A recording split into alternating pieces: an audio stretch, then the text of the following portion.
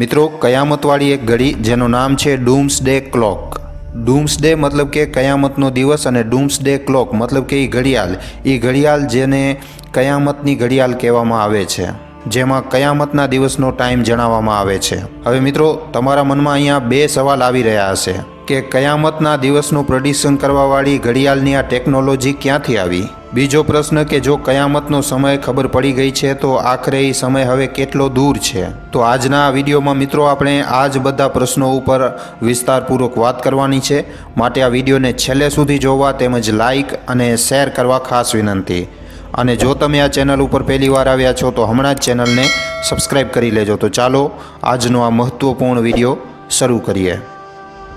મિત્રો અહીંયા સૌથી પહેલાં તો તમને જણાવી દઈએ કે આ ડૂમ્સડે ક્લોક બની કેવી રીતે।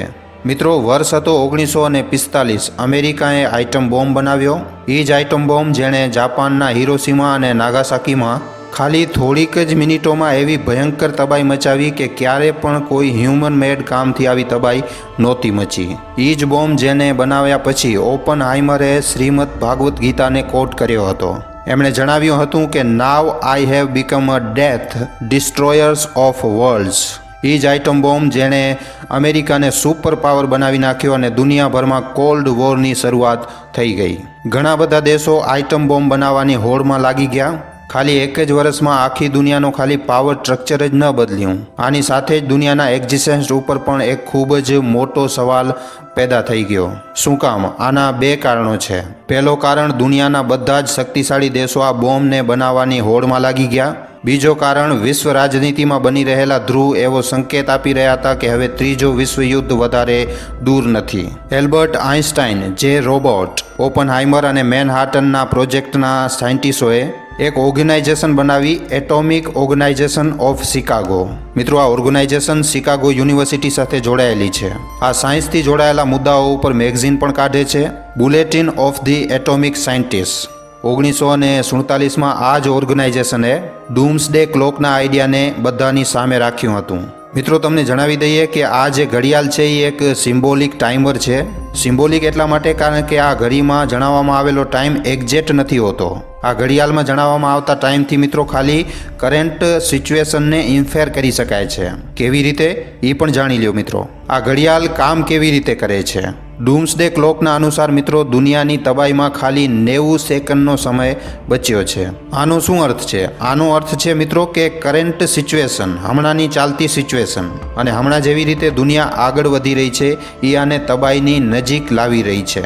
હવે કઈ વસ્તુઓના લીધે દુનિયા જે છે એ તબાહીની નજીક આવી ગઈ છે? શું છે આ કરંટ સિચ્યુએશન? આ વિષયમાં પણ મિત્રો તમને વિસ્તારપૂર્વક સમજાવીએ છીએ। તો જુઓ મિત્રો, દુનિયામાં ચાલી રહેલા મોટા મોટા યુદ્ધ જેમ કે રશિયા યુક્રેન, હમાસ ઇઝરાયલ અને ક્લાઇમેટ ચેન્જના લીધે દુનિયાના અલગ અલગ હિસ્સાઓ જે છે એ ખૂબ જ ખરાબ રીતે પ્રભાવિત થઈ રહ્યા છે। આ વાતની ગંભીરતાને સમજવા માટે મિત્રો તમને હાલમાં જ આવેલી એક રિપોર્ટનું ઉદાહરણ આપું છું। મિત્રો યુએનની એક સંસ્થા છે IPCC, inter governmental panel of climate change. એણે મિત્રો ક્લાઇમેટ ચેન્જ ઉપર એક રિપોર્ટ બહાર પાડી છે। આ રિપોર્ટના અનુસાર પાછલા 50 વર્ષોમાં મિત્રો એટલો કાર્બન એમિશન થયો છે કે પહેલાંના મુકાબલામાં ધરતીનો જે તાપમાન છે એ હમણાં સુધી 1.1 ડિગ્રી સેલ્સિયસ વધી ગયો છે। આના લીધે મિત્રો જે ગ્લેશિયર છે એ ઓગળી રહ્યા છે। ઘણા બધા ઇલાકાઓમાં લગાતાર બાઢ જેવી સ્થિતિ બની રહી છે, પૂર જેવી સ્થિતિ બની રહી છે, જેમ કે મિત્રો હમણાં ચેન્નઈમાં થઈ રહ્યો છે। બીજી વાત એ સામે આવી રહી છે કે વર્ષ 2100 સુધી તાપમાન જે છે એ 3 ડિગ્રી સેલ્સિયસ સુધી વધી શકે છે। અને મિત્રો જો આ થઈ ગયું તો દુનિયાના બધા જ ગ્લેશિયર એકદમ ઓગળી જશે અને દુનિયાની જે 50%ની જે જનસંખ્યા છે, 50% જે આબાદી છે એને પાણી પણ, પીવાનું પાણી પણ નહીં મળી શકે। 14% લોકોને મિત્રો ભયંકર લૂનો સામનો કરવો પડી શકે છે। બધા જ દ્વીપો ડૂબી જશે અને જનાવરો અને ઝાડોની ઘણી બધી પ્રજાતિઓ નષ્ટ થઈ જશે। આના સિવાય મિત્રો ચીન, રશિયા અને અમેરિકા જેવા મોટા મોટા દેશો પોતાના ન્યુક્લિયર વેપનને મોડિફાઈ કરવા માટે એકદમ અંધાધૂન પૈસા ખર્ચ કરી રહ્યા છે। હાલમાં ન્યુક્લિયર વેપન બનાવવાની એકદમ હોડ મચેલી છે, જેમ કે ઈરાન। આ બધા કારણ છે મિત્રો જેને જાણીને પરખીને વૈજ્ઞાનિકોના એક ગ્રુપે એક સિમ્બોલિક સમય સેટ કર્યો છે. હવે મિત્રો તમને જણાવીએ કે આ ઘડિયાળ ચાલે કેવી રીતે છે. નોર્મલી ઘડિયાળ જે હોય આગળ બાજુ ચાલે, પહેલે 1 વાગે પછી 2 વાગે એવી રીતે ઘડિયાળ ચાલતી હોય છે. પણ મિત્રો જે ડૂમ્સડે ક્લોક છે એ એક ટાઈમરની જેમ કામ કરે છે.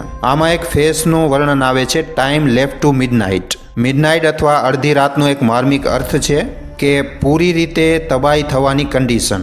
આ ઘડિયાળ જે છે એ પણ સમય કંઈક આવી રીતે જણાવે છે, મતલબ કે પૂરી રીતે તબાહી થવામાં કેટલો સમય બચેલો છે. સાધારણ ભાષામાં તમે સમજો તો આપણે પિક્ચરોમાં બોમ્બ જોતા હોઈએ છીએ ને, બોમ્બ ઉપર સેકન્ડ ચાલતા હોય, હવે આટલા સેકન્ડમાં બોમ્બ જે છે એ ફૂટી જશે, ટીક ટીક ટીક ટીક થતું હોય. મિત્રો આખી દુનિયાની સિચ્યુએશનને સમજીએ અને આકલન કરીએ કે આ સિચ્યુએશન માનવતાના અસ્તિત્વ ઉપર કેટલો મોટો ક્વેશ્ચન માર્ક લગાવી રહી છે. આના બેસિસ ઉપર વૈજ્ઞાનિક જે છે એ ટાઈમને સેટ કરે છે કે કયામતની અડધી રાત થવામાં હવે કેટલો સમય બાકી છે. આ ઘડિયાળમાં ટાઈમને મિત્રો આગળ અને પાછળ બંને બાજુ વધારી અને ઘટાડી શકાય છે. એક જે સિચ્યુએશન છે કે જ્યારે લોકો જે છે એ તબાહીના રસ્તા ઉપર ચાલી રહ્યા હોય ત્યારે આ ઘડિયાળનો સમય જે છે એ ઘટાડી દેવામાં આવે છે, જેવી રીતે આ જ વર્ષે જાન્યુઆરીમાં થયો. જો દુનિયામાં લોકો જે છે એ બરોબર દિશામાં ચાલી રહ્યા છે, બરોબર દિશા મતલબ કે જે રસ્તા ઉપર ચાલવાથી માનવતા ઉપર આવવાવાળા સંકટ દૂર થઈ રહ્યા છે, તો ત્યારે આ જે ડૂમ્સડે ક્લોકનો સમય છે એને વધારી દેવામાં આવે છે. મિત્રો આને એક ઉદાહરણ સાથે તમને સમજાવું છું.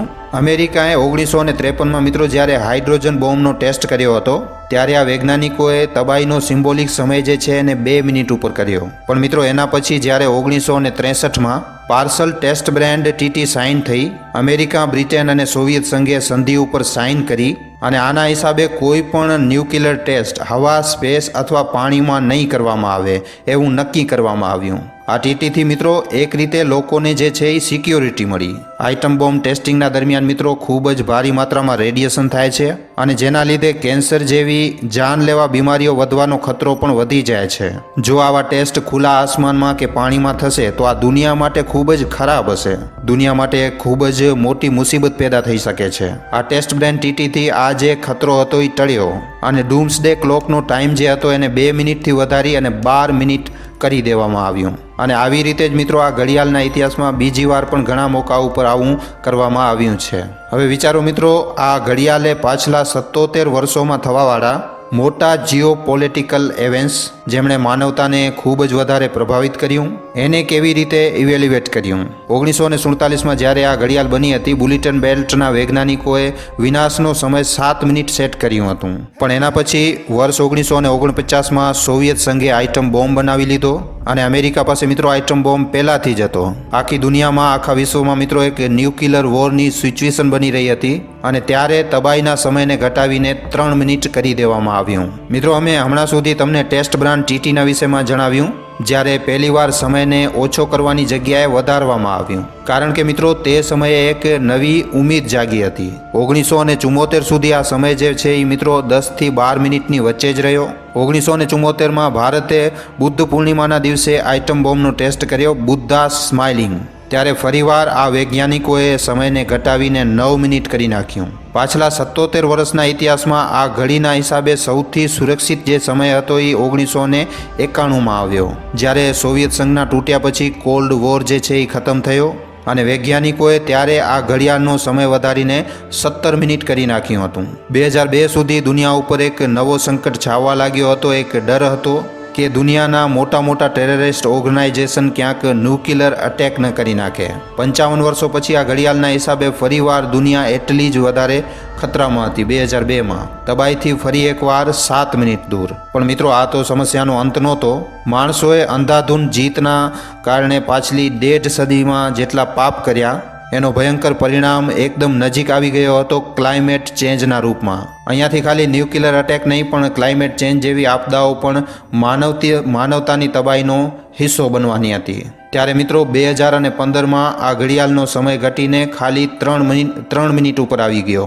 એના પછી વર્ષ 2020માં સમય ઘટીને સૌથી ઓછો થયો ખાલી 100 સેકન્ડ મિત્રો. અને હવે મિત્રો પાછલા મહિને જ આને ઘટાડીને ખાલી 90 સેકન્ડ કરી દેવામાં આવ્યું છે. મતલબ કે ડૂમ્સડે ક્લોકના અનુસાર આજના વર્તમાન સમયમાં દુનિયા જે છે એ તબાહીની એકદમ નજીક ઊભી છે. આજના વર્તમાન સમયમાં દુનિયા જે છે એ એક આઇટમ બોમ્બ ઉપર ઊભી છે એમ કહી શકીએ આપણે. મિત્રો આ ખૂબ જ મોટી ચિંતાનો વિષય છે. જો આ ખતરાથી આપણે સાવચેત નહીં રહીએ તો મિત્રો ખૂબ જ મોડું થઈ શકે છે પછી. કારણ કે મિત્રો વર્તમાન સમયમાં દુનિયાના હાલત જે છે એ ખૂબ જ ખરાબ છે. અને એટલા માટે ડૂમ્સડે ક્લોક આજે સમય જણાવે છે મિત્રો કે જો તબાહી શરૂ થઈ જાય તો ખાલી 90 સેકન્ડમાં બધું બરબાદ થઈ શકે છે. તો મિત્રો આ વિષયમાં તમારા શું વિચાર છે? તમને આજનો આ વિડીયો કેવો લાગ્યો છે? અમને નીચે કમેન્ટ સેક્શનમાં લખીને જરૂર જણાવજો. તો આજના વિડીયોમાં આટલું જ. હવે આપણે મળીશું ફરીવાર એક નવા વિડીયો સાથે. ધન્યવાદ.